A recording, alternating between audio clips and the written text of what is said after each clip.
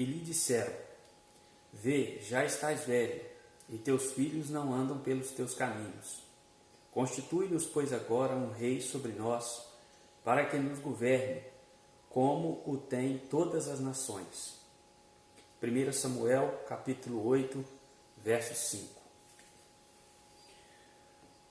Esse texto que eu acabei de ler, ele fala para nós de uma história quando o povo de Israel era governado por juízes até então. Mas chega num determinado na história de Israel, que a nação de Israel, ele vai pedir para Samuel, para que Samuel constituísse sobre ele um rei, que governasse sobre eles, assim como tinha todas as demais nações. Samuel vai ficar triste com aquela informação, mas Deus vai conversar com Samuel e vai dizer para Samuel que Samuel deveria aceitar e fazer o que eles estavam pedindo. Porque, na verdade, eles não estavam rejeitando Samuel, mas eles estavam rejeitando o governo do próprio Deus sobre a sua vida.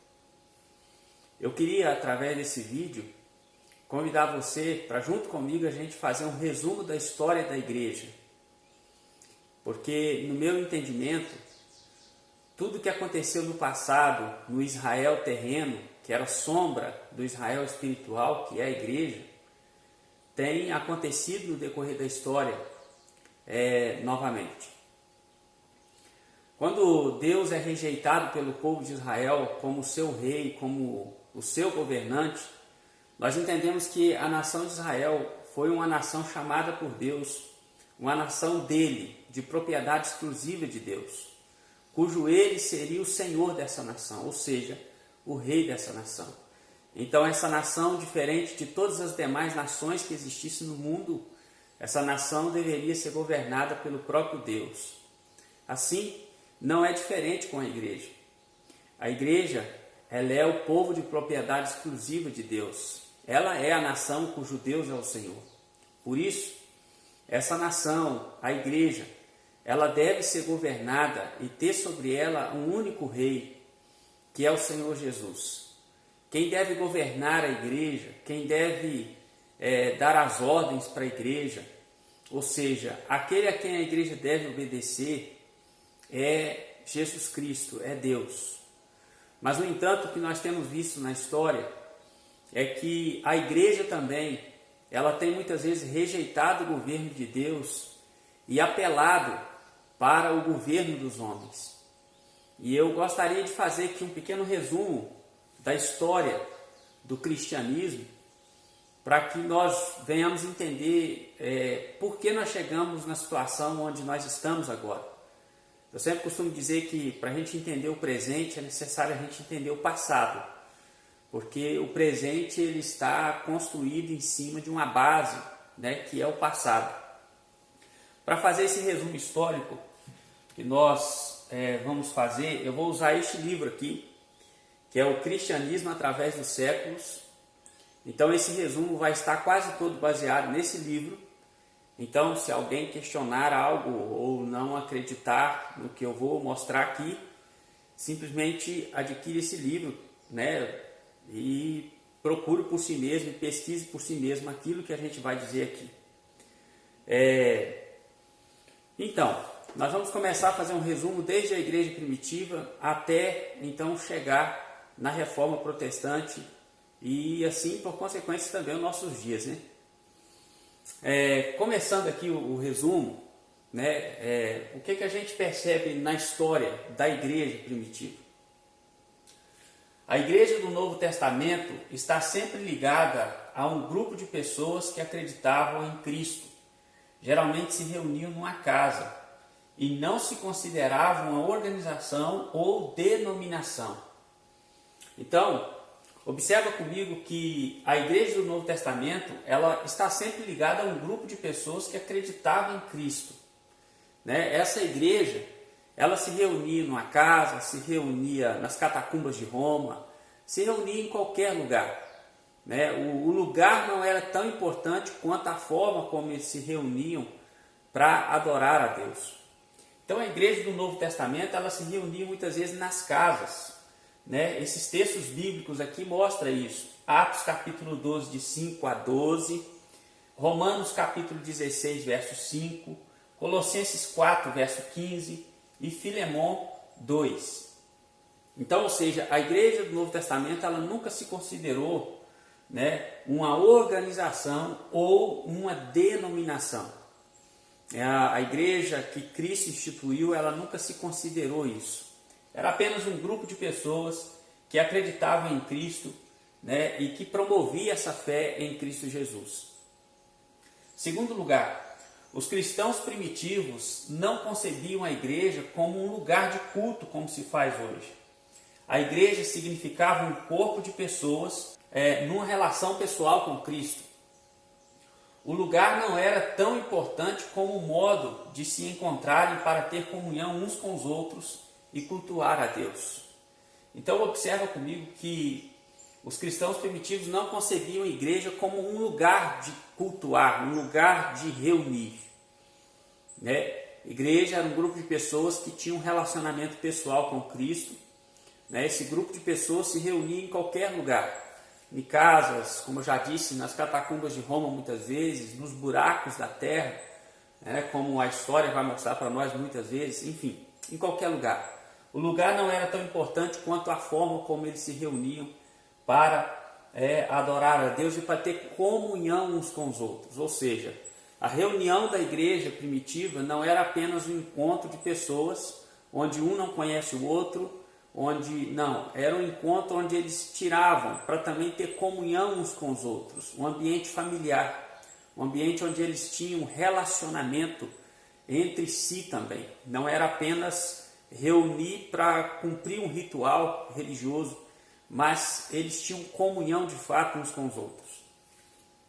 Terceiro lugar, as ofertas doadas por aqueles que podiam dar era para atender às necessidades da igreja, ou seja, das pessoas. Então, a igreja primitiva, ela não colocava como obrigação ofertar, ou enfim. A igreja primitiva, as ofertas eram dadas por aqueles que queriam e que podiam dar, porque muitas vezes alguns nem podiam estar ofertando. E essas ofertas não eram para suprir necessidades, vamos dizer, de templos ou de coisa assim.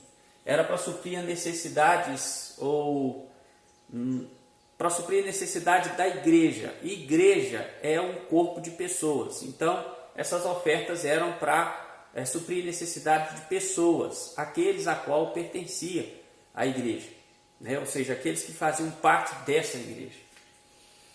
Continuando aqui,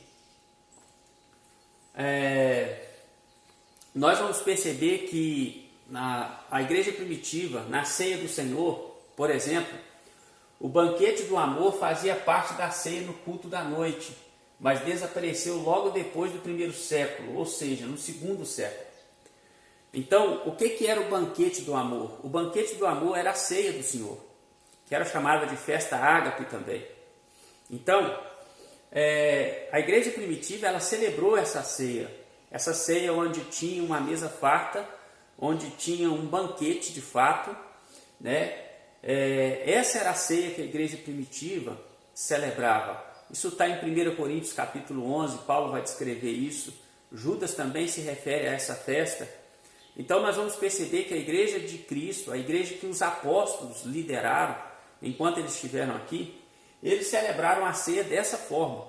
Mas logo no início da igreja, após a morte dos apóstolos, no final do primeiro século depois, né, a igreja, a ceia e essa festa ágape, essa festa do amor, o banquete do amor, vai desaparecer por completo. Ou seja, a igreja a partir dali já não vai estar celebrando a ceia nessa forma de banquete, né? Isso vai desaparecer.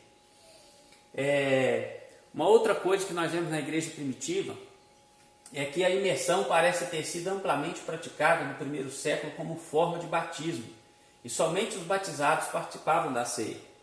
Ou seja, a forma de batismo da igreja primitiva, cujos apóstolos, né, eram os líderes, essa igreja primitiva, ela praticava o batismo né, como imersão, ou seja, ela não batizava ninguém jogando água na cabeça. Não, o batismo era praticado por imersão, de uma forma geral na igreja. E somente os batizados participavam então da ceia, né, ou seja, desse banquete do amor. Continuando aqui, nós vamos observar que essa igreja, a igreja primitiva, a igreja do Novo Testamento, ela foi perseguida muito no decorrer da história.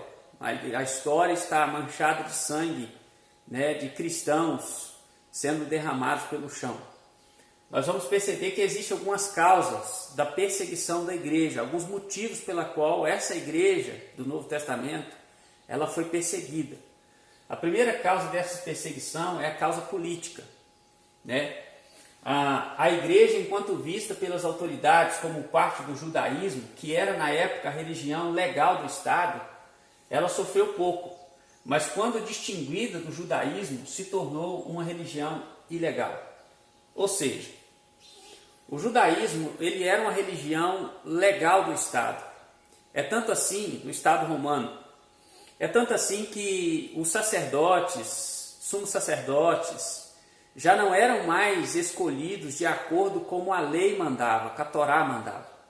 Muitas vezes os cargos de sacerdotes, segundo o historiador Flávio Joséfo, os cargos de sacerdotes já eram cargos que o próprio Estado, que os imperadores, eles colocavam essas pessoas lá, ou seja, colocavam judeus, pessoas para ocupar esses cargos na igreja ou na religião judaica, mas pessoas que estivessem de acordo com o governo, para que então o governo utilizasse disso para,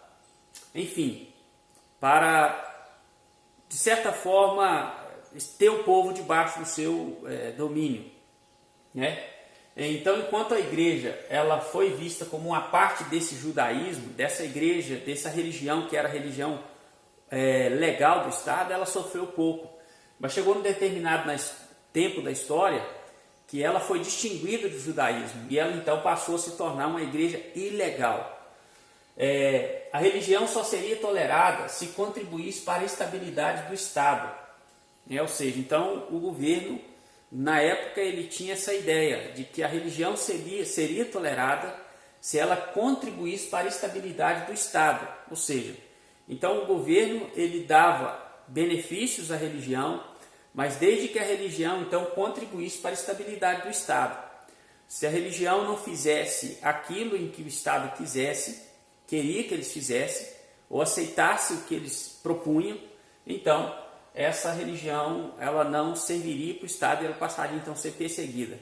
Que foi o caso então do cristianismo, né? A igreja do Novo Testamento foi perseguida por causa disso no âmbito de Estado. A segunda causa da perseguição da igreja foi a causa religiosa. Por quê? Os cristãos não tinham ídolos no seu culto e nada havia para ser visto. O seu culto era espiritual e interno. Para as autoridades romanas, acostumadas às manifestações materiais simbólicas de seus deuses, isso nada mais era de que um ateísmo.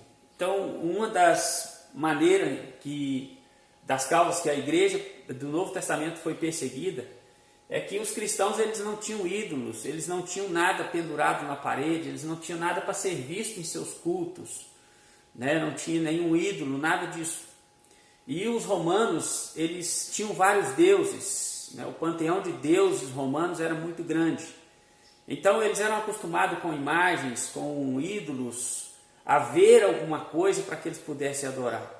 Como o culto dos cristãos não tinha nada disso, era uma adoração interna em espírito e em verdade, como Jesus falou para a mulher samaritana, então a própria religião do Estado, a própria religião romana, então ela criticava os cristãos de ateísmo, ou seja, os cristãos eram ateus porque não tinha aqueles vários deuses e não adorava aqueles deuses da forma como eles também adoravam. E por isso foi criticado na época como ateu, ou seja, os verdadeiros cristãos, né, a igreja que adora a Deus em espírito e em verdade, foi considerada como pessoas ateu, né? E não é muito diferente do que acontece, do que vai acontecer também nos nossos dias.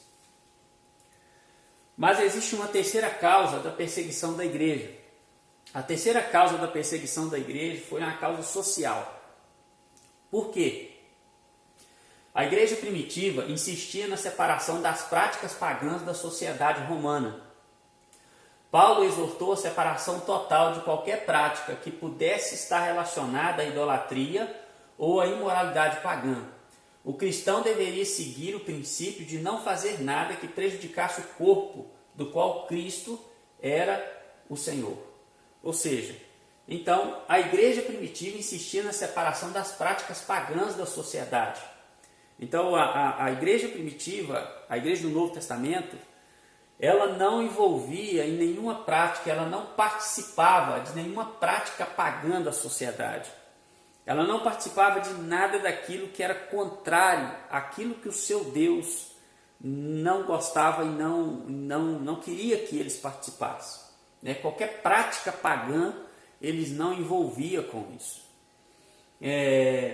Então, isso resultou em perseguição social contra a igreja. Ou seja, essa sociedade, ela tinha raiva da igreja. Eles eram considerados para essa sociedade uma ameaça. Quando essa sociedade, eles foram chamados, por exemplo, de antissocial, porque eles não participavam dessas festas pagãs, de nada disso. Por não se envolver, por não participar das práticas pagãs da sociedade, essa sociedade viu o cristianismo como um povo que não amava, como um povo antissocial. E por isso essa sociedade despertou nela um ódio contra os cristãos, por eles não praticar as mesmas coisas que eles praticavam. E aqui eu queria convidar você a pensar com a gente, comigo, a respeito disso. Por que será que a igreja hoje não é perseguida? Por que será que a sociedade não vê, às vezes, a igreja como dessa forma? A igreja, por que ela não é perseguida? Porque ela vai nas festas mundanas, ela participa, muitas vezes, na sua maioria das vezes, das mesmas coisas que os pagãos participam. Então, ou seja, em que a sociedade participa, não há uma separação, a igreja não está fazendo diferença. Então, por que essa igreja vai ser perseguida pela sociedade? Não há razão disso, porque a igreja, ela simplesmente tem aceitado tudo como se fosse normal. Então, a gente percebe que esses são causas da perseguição da igreja do Novo Testamento. Como eu já disse, todas essas informações estão nesse livro, O Cristianismo através dos séculos. Tá? E o que acontecia é que muitas vezes essa sociedade, que nós estamos vendo na imagem do Coliseu Romano, os cristãos jogados no Coliseu, muitos deles crucificados, leões sendo soltos, para então que devorasse os cristãos. E isso era o espetáculo do domingo, isso era o espetáculo do final de semana para aquela sociedade. Então, nas arquibancadas nós vemos a sociedade, aquela que odiava os cristãos, assistindo à morte deles como se fosse um espetáculo. Era o show que eles iam presenciar no final de semana. E a forma como esses cristãos lidavam com essas perseguições era muito interessante, porque muitas vezes aqui, orando, eles cantavam também louvores ao Senhor, mesmo em face da morte. E muitas pessoas nas arquibancadas, elas ficavam se perguntando por que esses cristãos eram assim. Por que mesmo em face da morte eles cantavam louvores, eles oravam. Eles eram pessoas que, embora a sociedade descarregasse sobre eles todo o seu ódio, mas eles eram pessoas que amavam as pessoas e que não revidavam da mesma forma, como eram, na verdade, de fato, como cordeiros, E essa sociedade, muitas vezes, que assistia esses espetáculos, eles indagavam algo no seu coração. Eles se perguntavam qual a razão da esperança desse povo, qual a razão da esperança deles pelo fato de eles serem tão perseguidos, tão humilhados, tão maltratados, e eles lidar dessa forma com todas essas situações. ser tão amorosos e, enfim, cantar louvores em meio a isso, ter tanta paz interior mesmo em face de tudo isso? E aí Pedro nos responde na sua carta que ele vai dizer que o cristão ele sempre tem que estar pronto a responder a todos que lhe perguntar qual a razão da sua esperança. Então muitas vezes pessoas dessas arquibancadas iam perguntar cristãos depois qual a razão da esperança deles. E sabe o que eles diziam? Eles não diziam assim: a razão da nossa esperança é que vai surgir um imperador e que vai parar a perseguição. A razão da nossa esperança é porque vai surgir um governo no Império Romano que vai acabar com a perseguição. Essa não era a esperança dos cristãos. Mas a razão da sua esperança, da esperança dos cristãos, era que o rei deles iria voltar. E mesmo que eles morressem, eles iriam ressuscitar e estariam com o Senhor. Então a esperança deles estava em Cristo. E isso comovia muitos corações daquelas pessoas. E elas se convertiam àquela esperança que era passada para eles, convertia ao cristianismo. E muitas vezes, aqueles que estavam assistindo na plateia, agora estavam aqui no Coliseu, sendo devorados pelas feras, porque eles também acreditaram e tiveram e passaram aquela mesma esperança que esses irmãos aqui tinham no seu coração. A esperança não de um reino perfeito aqui neste mundo, uma esperança não baseada na carne, mas uma esperança espiritual. Essa esperança fazia com que as pessoas então quisessem fazer parte da igreja do Novo Testamento. Isso era então algumas das causas da perseguição da igreja do Novo Testamento. Mas continuando aqui, o resumo histórico, nós vamos observar que o Novo Testamento já estava completo em aproximadamente 90 depois de Cristo. Então todos os livros do Novo Testamento já estavam escritos. A partir do ano 90 todos já estavam escritos, mas o cânon foi desenvolvido basicamente e encerrado em 175 depois de Cristo, exceto por alguns livros que ainda estava sendo discutido a autoria deles, que o Apocalipse e, se eu não me engano, Tiago e outros livros, mas a maioria deles já estavam encerrados no ano 175 depois de Cristo. O maior teste do direito de um livro ser canônico é que ele deveria ter sinais da apostolicidade. Este livro deveria ter sido escrito por um apóstolo ou alguém ligado intimamente aos apóstolos. Então, qual seria o critério para que esses livros fossem considerados canônicos? O critério colocado por eles foi que esses livros deveriam ter sido escritos pelos apóstolos ou por alguém ligado intimamente aos apóstolos. E baseado nesse critério, então fecharam o cânon. Uma observação importante que eu queria fazer aqui é que, embora a carta de Clemente de Roma, que é um dos pais da igreja, que a gente considera como pais da igreja, embora Clemente de Roma tenha sido escrita no final do primeiro século, ou seja, então lá para o ano 95, no finalzinho do primeiro século, essa carta de Clemente de Roma, ela já tinha sido escrita. Esta e nenhum outro escrito dos pais da igreja foram colocados como parte do cânon. Isto me faz entender pela história também, de maneira clara, que a doutrina da igreja deve ser a doutrina dos apóstolos e não dos pais da igreja. Então nós devemos fazer uma diferença entre que os pais da igreja escreveu, como documento, sim, porque eles escreveram muitas coisas que concordavam com os apóstolos, mas nós não temos que ter o que eles escreveu como doutrina. Doutrina da igreja é a doutrina dos apóstolos, assim como está escrito em Atos capítulo 2. A igreja de Jesus, ela não tem os pais da igreja como base dela. Ela tem os apóstolos, os profetas e o próprio Cristo como base. Está lá em Efésios capítulo 2. Então nós precisamos entender isso. Se os escritos dos pais da igreja servissem para nós como doutrinas, então os escritos deles teriam sido colocados também como parte da Bíblia ou sido colocados no cânon e fechados juntamente com os demais livros. Continuando, vamos ver sobre esses pais da igreja um pouco. Primeiro, Clemente de Roma. este escreveu uma epístola à igreja de Corinto devido a alguns problemas entre a igreja e os presbíteros da mesma. Esta carta é valiosa por suas informações acerca da elevada posição dos bispos ou presbíteros na igreja, ao final do primeiro século. No capítulo 40, verso 5, Clemente afirma que a obediência ao bispo deve ser a garantia prática da unidade cristã. Ou seja, a partir de Clemente de Roma, o clero ele vai ser separado dos leigos. Então, Clemente de Roma, um dos pais da igreja, ele que vai começar então a separar essa questão do clero e dos leigos, colocando então a liderança como se estivesse acima dos demais.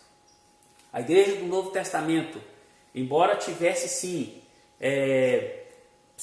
apóstolos, pastores, mas a igreja do Novo Testamento não colocava acima como se essas pessoas fossem melhor ou que estivesse acima e mais, como se tivesse mais poder ou mais santidade do que os demais. Por exemplo, nós observamos isso quando o apóstolo Paulo vai repreender o apóstolo Pedro no meio de todas as pessoas, né? Na carta aos Gálatas está escrito isso, e ele vai repreender o apóstolo Pedro face a face no meio de todo mundo. E o apóstolo Pedro, ele não vai questionar isso. Por quê? Porque não havia essa ideia de que eu sou superior e tudo que eu falar você tem que aquietar, você tem que respeitar, você não pode me questionar, porque eu sou o cara, eu estou lá em cima. Quem começou com isso foi Clemente de Roma, a separar o clero dos leigos. Nós temos o segundo pai da igreja, chamado Tertuliano. Tertuliano, um dos maiores pais da igreja, se tornou montanista. Montano colocou a si mesmo como paracleto ou advogado através de quem o Espírito Santo falava à igreja, assim como os apóstolos. O montanismo mostra o que acontece na igreja quando se aumenta a força da instituição e se diminui a dependência do Espírito de Deus. A igreja do Novo Testamento era uma igreja, como eu disse aqui no início do vídeo, que era dirigida por Deus através do Espírito Santo. Ela separava as pessoas e enviava para missões, o Espírito Santo. Ele conduzia as pessoas, impedia as pessoas de ir para determinado lugar. Então, quem conduzia a igreja era o Espírito Santo. Mas com o passar do tempo, essas ideias de institucionalizar, aquela preocupação de organizar demais, porque é como se a igreja do Novo Testamento não fosse organizada, é como se a igreja dos apóstolos estivesse toda bagunçada. Então as pessoas começaram a querer institucionalizar demais as coisas e perdeu então essa dependência do Espírito de Deus. Tertuliano, um dos maiores pais da igreja, ele também começou a ter essa ideia de que ele era, de certa forma, também estava assim nessa questão do clero, que o montanismo, o Espírito Santo falava diretamente com Montano, e ele vai pegar essa doutrina montanista e vai acreditar nela também, que muitas vezes essa doutrina não está de acordo com os apóstolos falou, em tudo não está. O terceiro pai da igreja que eu queria falar sobre Orígenes, viveu em torno de 230 depois de Cristo. Ele desenvolveu o primeiro tratado de teologia sistemática, acreditava que Jesus foi eternamente gerado pelo Pai, no entanto, considerava Cristo inferior ao Pai. Sustentou a pré-existência da alma, a restauração final de todos os espíritos, a morte de Cristo como um resgate pago a Satanás. Então, ou seja, Orígenes, também um dos pais da igreja, eles tinham essas crenças aqui, que não estava de acordo com a crença dos apóstolos.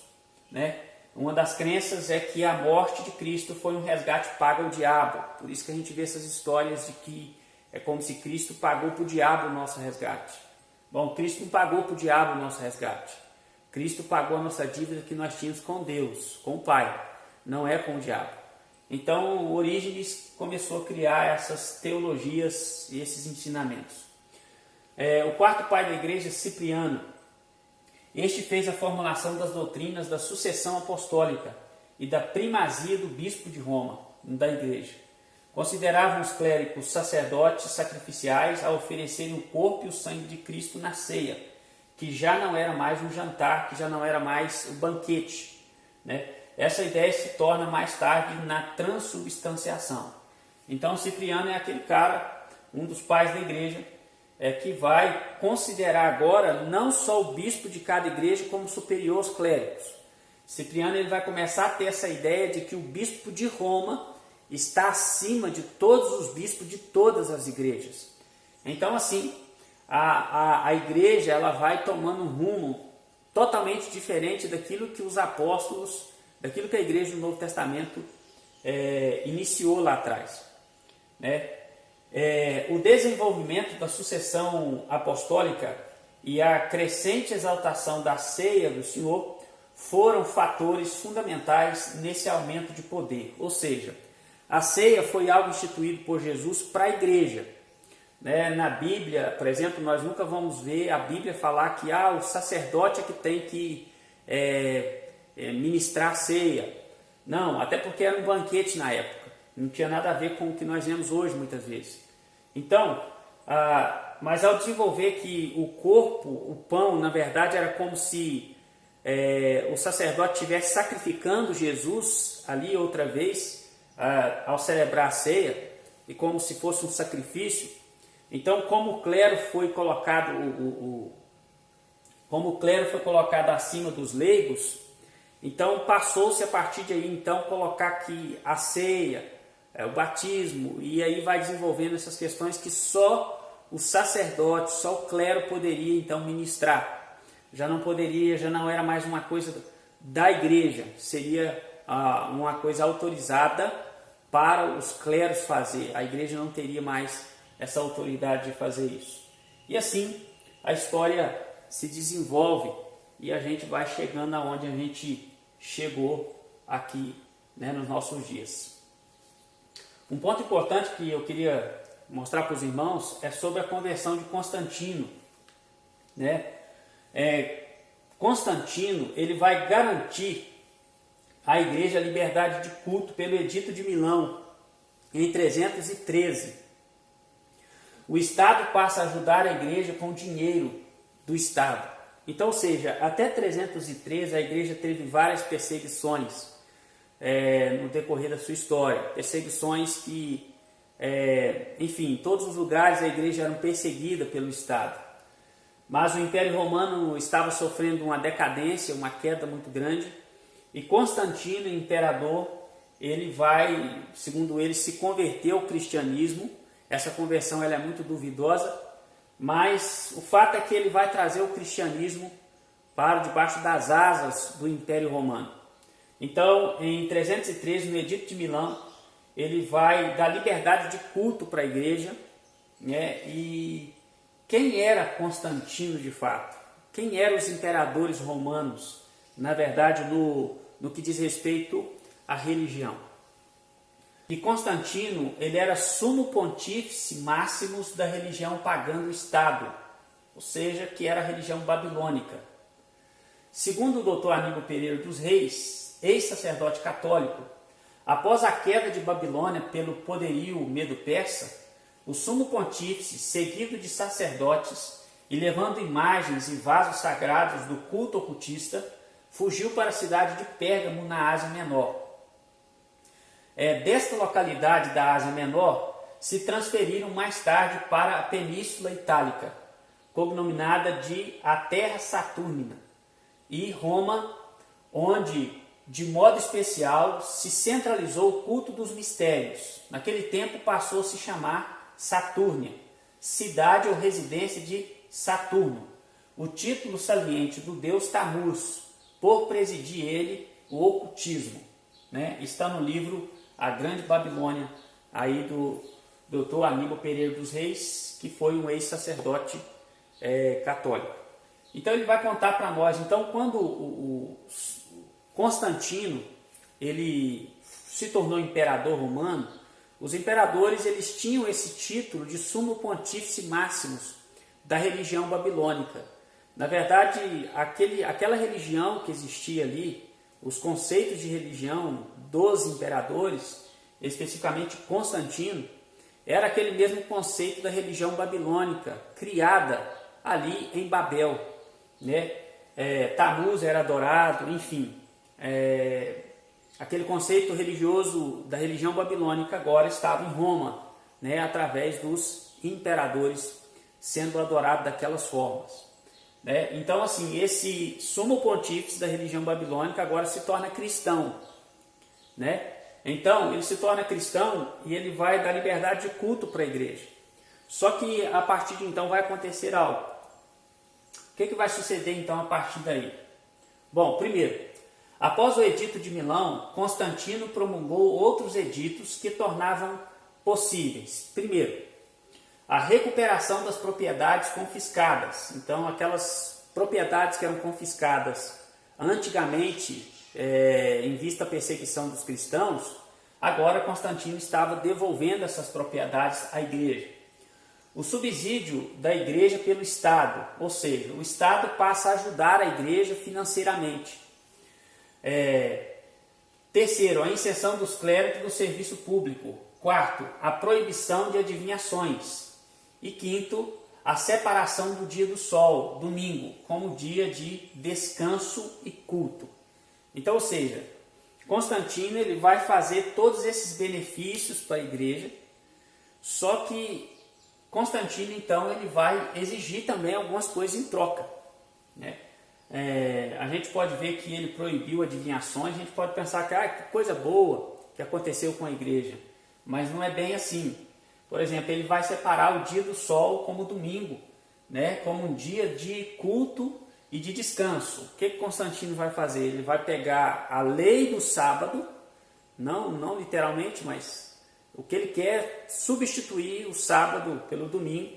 Mas aqui eu já quero falar algo para os irmãos, para você que está me ouvindo, o seguinte: é um erro dizer que foi, né, a igreja que fez essa mudança. Não foi Constantino.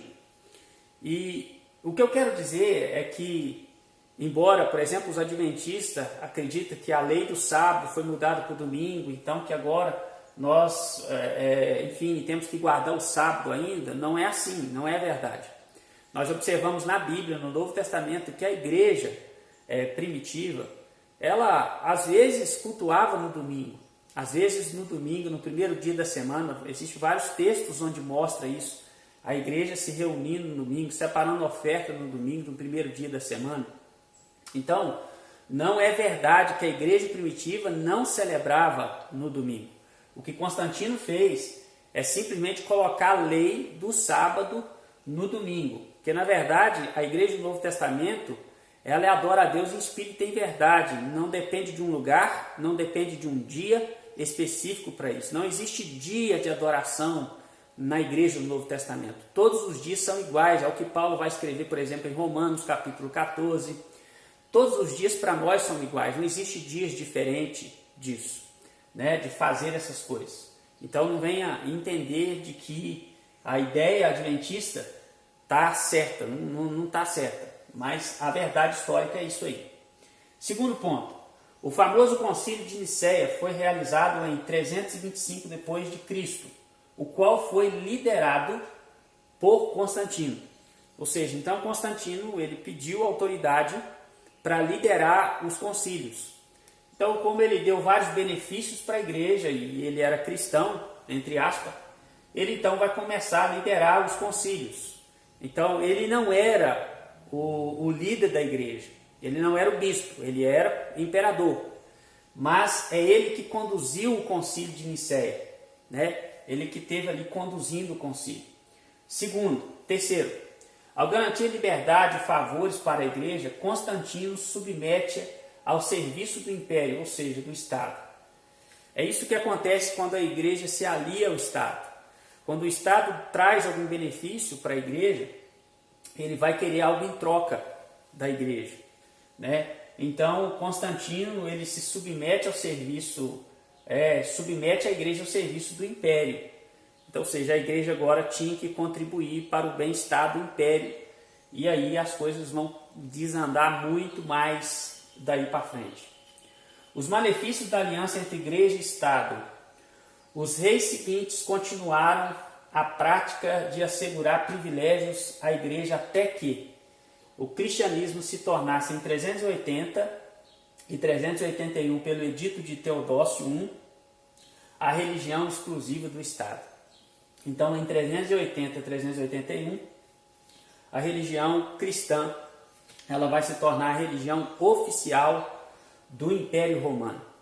De uma igreja simples, de uma igreja que começou nas catacumbas, humilde, que não se considerava uma instituição ou denominação, agora se tornara a religião oficial do Império Romano, do poderoso Império Romano. E aí, em quinto lugar, revendo os caminhos da transformação do cristianismo de seita de poucos seguidores em religião oficial do poderoso Império Romano, pode-se concluir que essa marcha foi prejudicial à igreja. Então, a igreja teve vários benefícios, mas desde então a igreja ela sofreu muito e ela perdeu muito mais espiritualmente do que benefícios. Teve benefício talvez na carne, porque parou a perseguição de certa forma, mas teve muitos prejuízos espirituais, né? Mas vamos continuar. Após então a igreja se tornar a religião oficial do Império Romano, a partir de 313, né, do Edito de Milão e tudo mais, a igreja ela vai começar a criar alguns ciclos de festa, né? E aí nós estamos falando da igreja católica apostólica romana, porque é aí então que surge esse título Igreja Católica Apostólica Romana, né? Porque ela nasce em Roma, ela surgiu em Roma dessa forma, né? Que é uma igreja aliada ao Estado e tudo mais. Ela vai criar então a partir de então um ciclo de festa. Por exemplo, uma delas no século IV, teve o surgimento de um ciclo de festa eclesiásticas, sendo a Páscoa colocada na ressurreição a primeira delas. Então nós sabemos que a Páscoa da Bíblia, por exemplo, ela é uma profecia da morte do Cordeiro. Então a Páscoa da Bíblia, ela não fala de ressurreição. A Páscoa da Bíblia fala da morte do Cordeiro. Inclusive ele morreu na Páscoa, né? O que fala da ressurreição é a festa das primícias, né? Mas a igreja, depois de ser institucionalizada e se tornou a religião oficial do Império Romano, ela então vai colocar a Páscoa na ressurreição de Cristo. Ou seja, já não é mais aquela Páscoa das Escrituras. Segundo, o Natal só foi adotado no Ocidente como uma festa cristã e purificada dos elementos pagãos a partir de 350. Ou seja, então antes de 350, a Igreja do Novo Testamento, antes de 350, os cristãos não celebravam o Natal na forma em que se celebra hoje. Só a partir do ano 350. E o Natal não passa a existir ali. O Natal ele já existia muitos anos antes. Ele foi purificado dos seus elementos pagãos, entre aspas. Na verdade não tem como purificar, mas foi purificado, entre aspas, e foi agora introduzido no cristianismo. Porque o Natal, na verdade, é uma festa de adoração ao Deus Tammuz e tudo mais. Mas não vou entrar nesses méritos aqui. A Quaresma, que é 40 dias de penitência, foi adotada antes do Natal. Ou seja, então esse tempo de penitência, a Quaresma, 40 dias de penitência, foi adotado antes mesmo do Natal. E assim, um ciclo de festas vai sendo criado a partir de então um monte de coisas, né? Bom, os 27 livros do Cânon. Em 367 já estava relacionado os 27 livros do Novo Testamento, sendo que os livros apócrifos foram fazer parte da Bíblia Católica somente em 1546, no Concílio de Trento. Então, em 367 d.C., os 27 livros do Novo Testamento já tinham tudo sido escolhidos, né, e fechado o cânon do Novo Testamento. E os livros a mais que existem na Bíblia Católica, eles só foram introduzidos na Bíblia a partir do ano 1546, né, depois de Cristo, no Concílio de Trento. Continuando, o poder do bispo passa a ser religioso e político. Qual o ano então que o poder do bispo de Roma ele vai passar a ser religioso e político? O imperador Valentiniano III, no edito de 445, reconhece a supremacia do bispo de Roma em negócios espirituais, tornando-se lei para todos o que ele estabelecesse. Então, o imperador Valentiniano, ele no ano 445, ele passa a reconhecer o bispo de Roma como alguém que tinha autoridade espiritual, e a partir daquele ano, então, passa tudo que o bispo de Roma fala, passa a ser tido como lei, né, o que ele falasse a partir daquele momento. Mas foi no ano 476, né, depois de Cristo, no mesmo ano em que o Império Romano ele caiu, né, ele sofreu e teve a sua queda.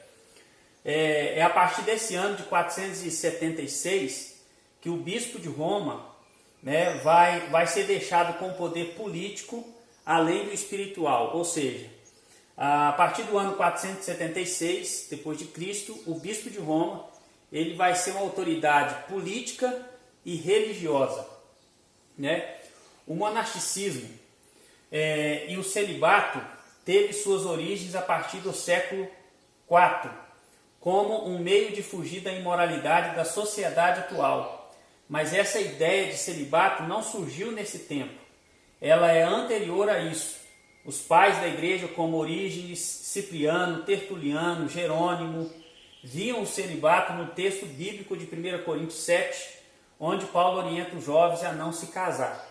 Ou seja, então, o monasticismo, né, e o celibato, que foi uma tentativa das pessoas naquela época de fugir da imoralidade sexual.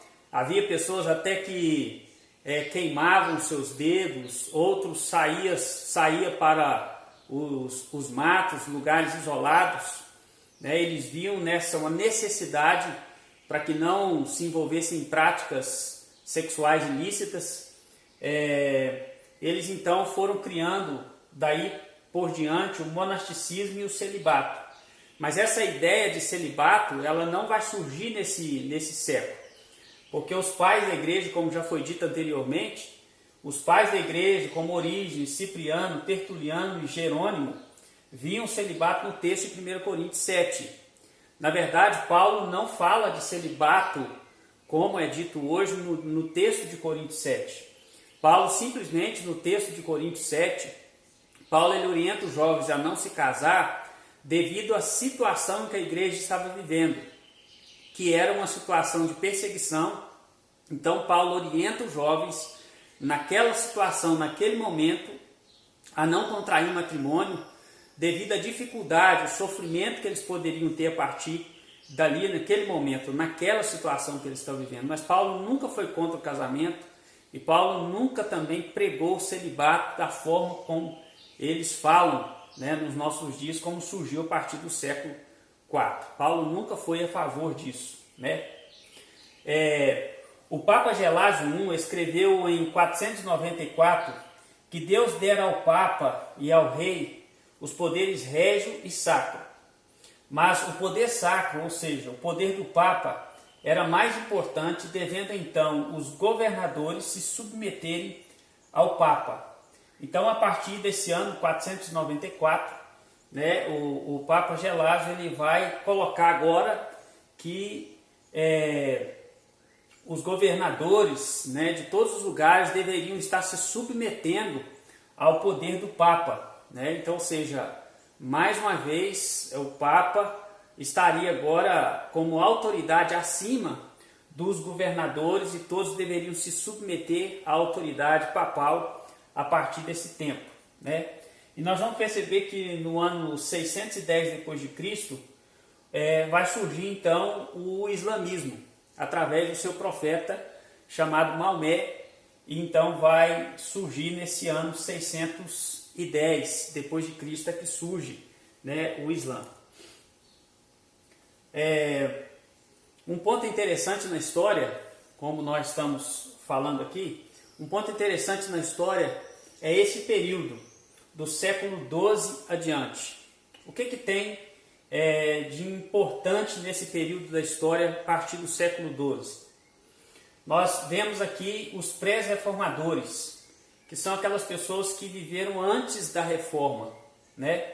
Ou seja, no final do século XII surgiu os albigenses, os cátaros, os valdenses e outros com o propósito de voltar à forma pura da religião no Novo Testamento, que viam no Novo Testamento. Então, ou seja, nesse século, no século XII, surgiu esses povos e eles tinham um imenso desejo no coração de voltar, né, à religião pura que viam no Novo Testamento. Então, a religião já tinha aliado com o Estado, a igreja já estava de mãos dadas com o Estado, e esse povo, eles queriam que voltasse aquela igreja pura que via no Novo Testamento.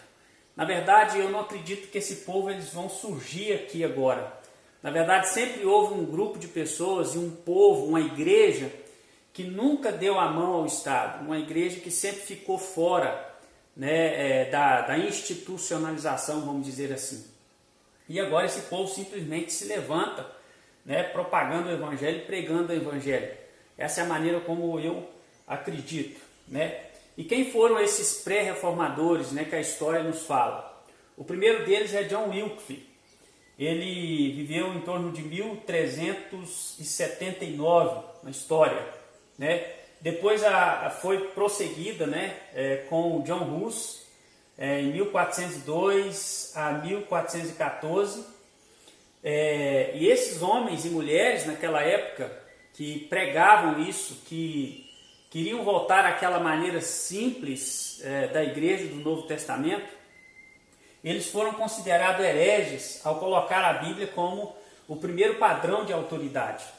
Ou seja, então esses cristãos verdadeiros, mas que colocaram a palavra de Deus como a sua única regra de fé e prática, que tinham de fato o que estava escrito na Bíblia para eles valia, o que não estava para eles não tinha valor, né? Que queriam tirar essa institucionalização das suas vidas, mas que queriam obedecer tão somente às Escrituras. Esses homens e mulheres foram considerados por aquela sociedade, pela igreja estatal, pessoas hereges, e foram perseguidos. Foi nessa mesma época que surgiu a famosa Santa Inquisição. O que é a Inquisição? A Inquisição é nada mais do que um julgamento que era feito com as pessoas, né? E nesse julgamento tinham vários bispos, e esses bispos julgavam a vida das pessoas no que diz respeito a essas heresias aqui. Então eles eram levados, uma vez acusados de heresia e de outras coisas, eles eram levados na Inquisição, que eram esses tribunais feitos por esses bispos, e nesses tribunais decidiam então a forma de execução dessas pessoas. E as formas de execução foram muitas, né? Por exemplo, às vezes amarrava as pessoas e puxava, né, os seus membros até que rebentasse todos, né? Amarrava numa roda e passava essa roda no meio do fogo, enfim, né? Queimava em praça pública para servir de exemplo para que os outros não fizessem as mesmas coisas que eles estavam fazendo, cadeiras com pregos, enfim, tantas outras formas de tortura que existiu, que nem vale a pena colocar aqui. Mas é só você pesquisar por si mesmo e você vai descobrir essas maneiras de tortura que aconteceu na época, né? Ou seja, a própria igreja, né, estatal, a própria igreja, ela estava promovendo, né, esses absurdos, matando as pessoas, torturando as pessoas que não concordavam com elas ou que não estava fazendo da maneira como elas queriam. Essas pessoas que estavam sendo mortas, muitas vezes acusadas de bruxaria, de hereges, eram os verdadeiros cristãos que estavam querendo tão somente ter a Bíblia como única regra de fé e prática, né? Então a Inquisição, ela trouxe todos esses problemas para a sociedade, né? Continuando aqui, Depois nós vamos ter, então, a tal famosa Reforma Protestante. No século XVI, né, a Reforma com Lutero, em 1539, no século XVI, a Reforma custou a vida de 100 mil camponeses. Então, Lutero, ele era um padre, um bispo, né? E Lutero, ele, de repente, decidiu fazer uma reforma na igreja, na época das indulgências e tudo mais. Só que Lutero, ele nunca quis sair da igreja, ele queria reformar aquilo de certa forma. E a princípio, Lutero, ele era aliado dos camponeses, que era formado por aqueles povos que nós citamos ali agora há pouco, né? Os albigenses, os cátaros, também os anabatistas. E Lutero, então, ele se aliou a esses camponeses, e esses camponeses com esse desejo de voltar àquela religião pura, a igreja pura do Novo Testamento, tendo a Bíblia como única regra de fé e prática.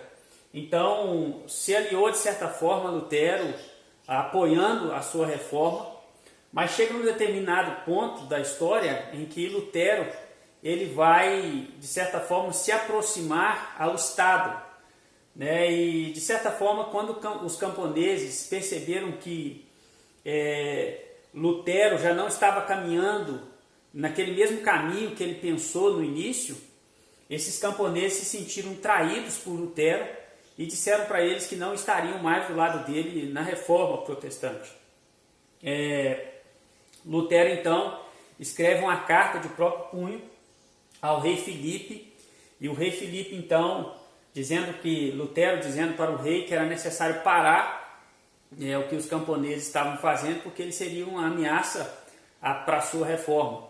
E então o rei Filipe vai desencadear uma guerra muito famosa na história, chamada Guerra dos Camponeses, onde vão ser executados 100 mil camponeses, ou seja, a reforma vai custar a vida de 100 mil camponeses, né? Ou seja, mais uma vez nós estamos vendo um reformador, né, que se diz reformar em prol do reino de Deus, da obra de Deus, mas de certa forma sua obra vai executar 100 mil camponeses. Nas escrituras eu não vejo ninguém e nenhum cristão matar uma pessoa que é contra o que ele está falando. A igreja primitiva não fez isso.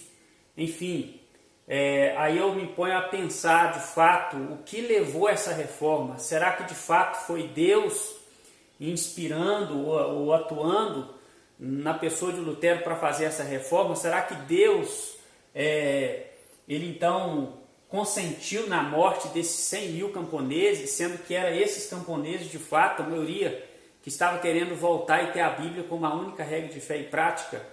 Então é um questionamento que eu faço quando eu estudo a história a respeito dessas coisas, né? Nós vamos perceber também que após a reforma, a igreja luterana continua aliada ao Estado. Então, ou seja, houve a reforma, mas mesmo depois que houve a reforma protestante, a igreja luterana ela vai continuar aliada ao Estado.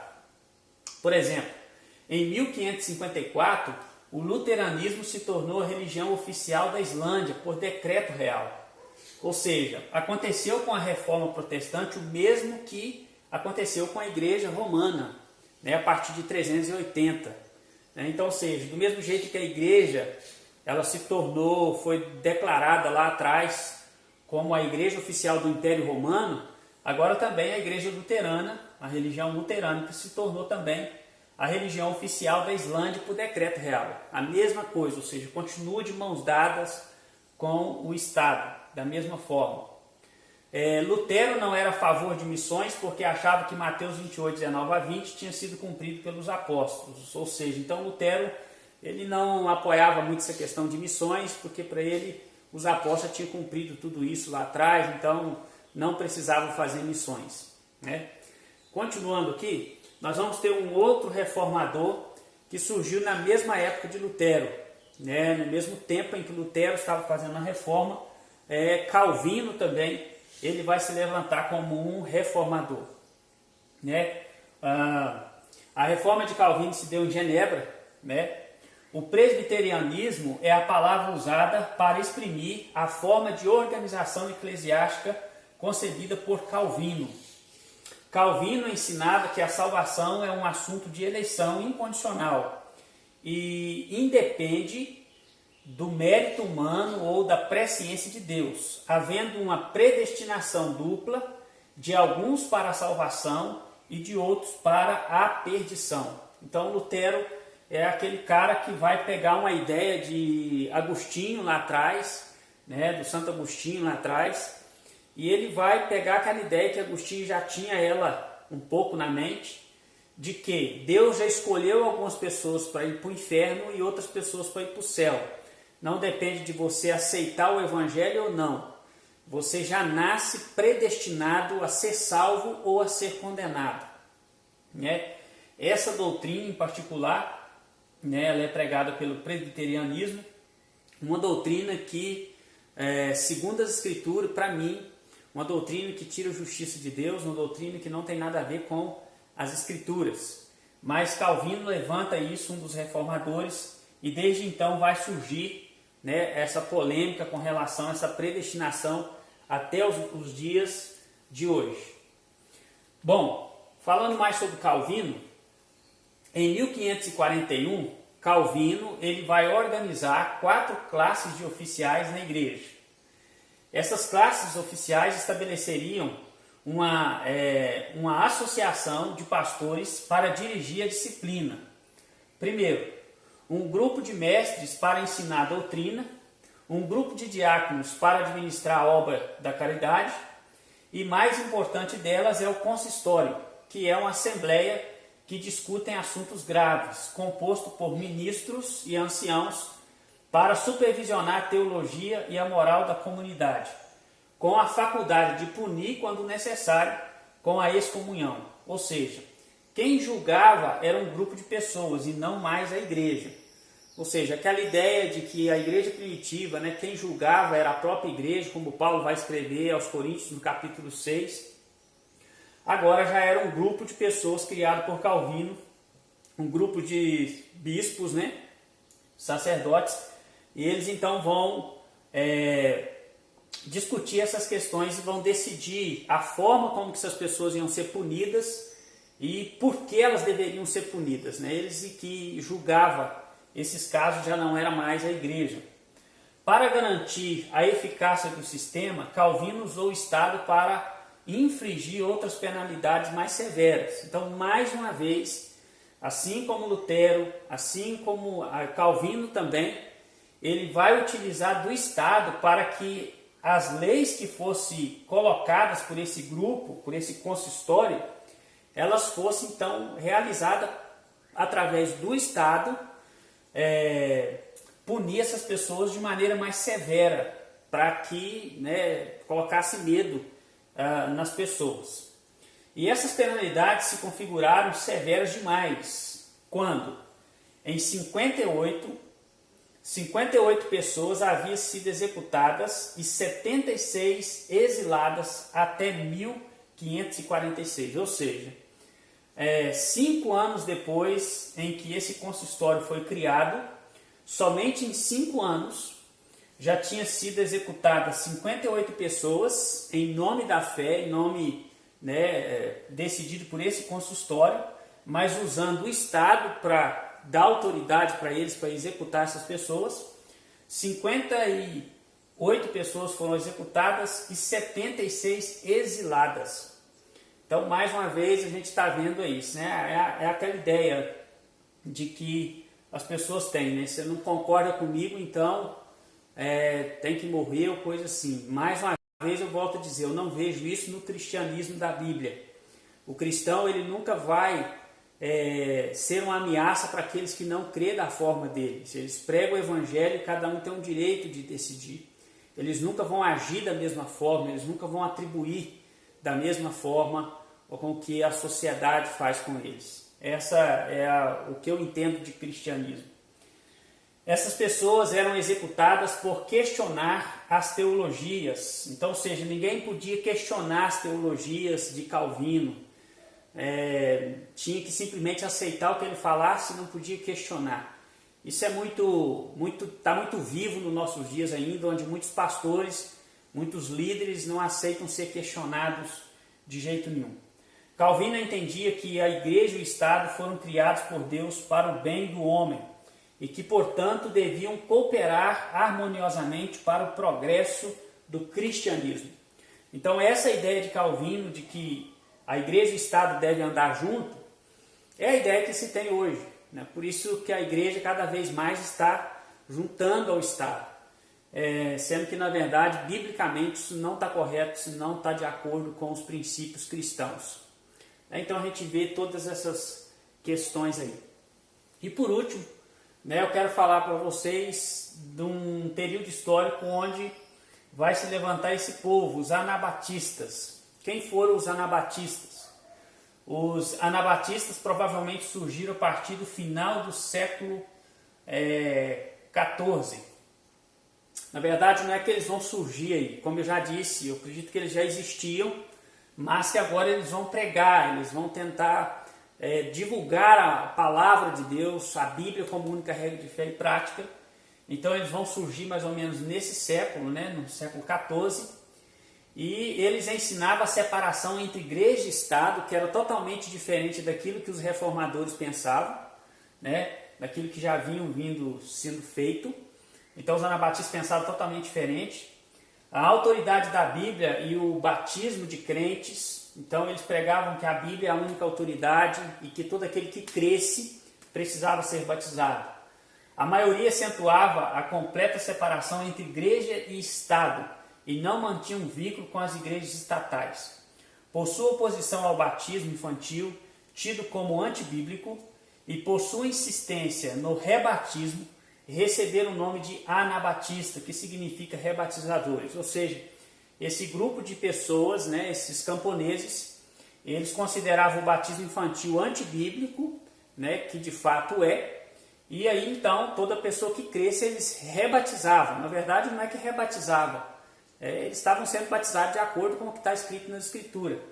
Mas como eles, para a visão da religião da época, que batizava criança, e aquela ideia de que não pode batizar de novo, essas coisas, dentro daquela visão eles estavam rebatizando as pessoas, e por isso vão colocar o nome deles de rebatizadores ou anabatistas. Muitos deles foram mortos, amarrado pedras neles, jogado ao mar, e, enfim, muitas foram a forma de execução desse povo. Eles praticavam a comunhão de bens, ou seja, isso está lá no livro de Atos, capítulo 2. Então, realmente, eles estavam querendo voltar àquela prática da igreja primitiva, a igreja simples do Novo Testamento. Então, eles praticavam a comunhão de bens, queriam o retorno da igreja, a pureza bíblica e a Cristo por meio do verdadeiro discipulado. Os anabatistas não estabeleceram igrejas oficiais, mas eram fortes em vários países. Somente eles, entre os grupos reformadores, se opuseram à união de igreja e Estado, e igualmente ao domínio papal. Eles favoreceram as igrejas livres, constituídas de crentes separadas do Estado. Então, os anabatistas nunca estabeleceram igrejas oficiais, ligada ao institucionalismo e essas coisas todas. Se opuseram bravamente à igreja e ao Estado, ou seja, a igreja não deve se aliar ao Estado. E aqui, só para me terminar, a gente vê que uma coisa muito interessante. No início da história da igreja, com os pais da igreja e tudo mais, naquela época a igreja não tinha a Bíblia em todos os lugares. As cartas a partir do ano 90 já estavam escritas, mas não estava junto como nós temos hoje. Então havia grandes dificuldades naquela época para a igreja ter todos os livros em mãos. E a gente vai perceber que nós temos tudo isso. Nós temos a Bíblia, onde muitas pessoas deram a vida para traduzir a Bíblia nas línguas que existe hoje. Na época da Inquisição, por exemplo, muitas pessoas foram executadas por traduzir a Bíblia em outras línguas, porque na época a Bíblia foi proibida de ser lida, E o que que nós fazemos com essa liberdade? O que que essa liberdade tem feito? Né? Ou seja, a igreja, né, ela tem falado tanto de liberdade, que a gente tem que ter liberdade, isso e aquilo outro, mas a pergunta que eu quero fazer é: o que é essa liberdade, o que nós temos feito com essa liberdade que nós temos hoje? Será que nós temos aproveitado ela? Ou será que simplesmente nós não temos dado valor a isso? Então, acredito que está chegando um tempo onde nós vamos querer ler a Bíblia, mas talvez não vai ser possível ter uma. Né? Enfim, essa liberdade, talvez no momento em que for tirada, nós vamos dar muito mais valor do que agora que a gente tem. Infelizmente, o ser humano tem essa fraqueza de dar valor às coisas quando perde. Né? Então, eu espero ter contribuído, né, com um entendimento histórico, um resumo histórico da igreja, né, da igreja primitiva até os nossos dias. E eu quero finalizar dizendo para a igreja cristã, que todas as vezes que a igreja se aliou ao Estado, a igreja perdeu muito. Então, igreja e Estado não devem caminhar juntos. Né? A igreja ela é uma nação exclusiva de Deus. A igreja ela promove o reino dos céus, né? E o Estado ele promove então o reino dos homens. Nós devemos então respeitar as leis do Estado, né? Desde que essas leis não nos coloquem contra Deus. A igreja ela deve ser um excelente cidadão, como eram os cristãos do passado. Eles eram considerados excelentes cidadãos, né? Cumprir com suas obrigações de cidadão perfeitamente, mas desde que essas leis não colocassem eles contra a lei do seu Deus. Então a igreja não deve se aliar. E todas as vezes que isso acontece, a igreja vai ter percas, muitas percas, principalmente, na verdade, percas espirituais. Que Deus nos abençoe, que Deus nos ajude. E se você tem dúvida, né, do que eu estou dizendo aqui, eu quero convidar você a ler esse livro, né, esse livro também aqui. E também o historiador Flávio Josefo e tantos outros historiadores aí. Se você não acredita no que eu estou dizendo, mas eu quero dizer para você que isso tudo não foi tirado da minha cabeça, mas que está em livros históricos, tá ok? Que Deus te abençoe.